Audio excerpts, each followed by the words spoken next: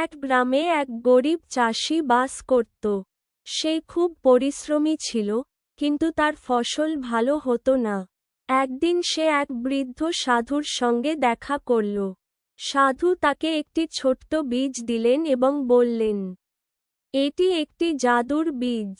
যদি তুমি এটি যত্ন করে লাগাও, তাহলে তোমার দারিদ্র্য দূর হবে। চাষি আনন্দে বীজটি নিজের ক্ষেতে রোপণ করল। প্রতিদিন সে বীজটিকে পানি দিত এবং আগ্রহ নিয়ে দেখত। কিছুদিন পর গাছটি বড় হতে লাগল, আর তার ডালে ঝুলে পড়ল সোনার মতো চকচকে ফল।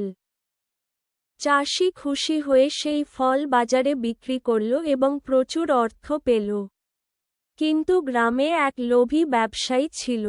সে খবর পেয়ে চাষির খেতে গিয়ে জোর করে গাছটি তুলে নিল।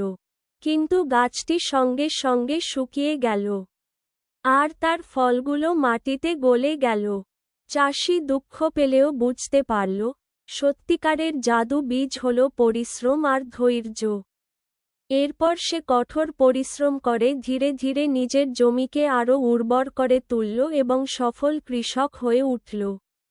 শিক্ষা: লোভ করলে কিছুই অর্জন করা যায় না, বরং ধৈর্য ও পরিশ্রমই প্রকৃত সফলতা আনে।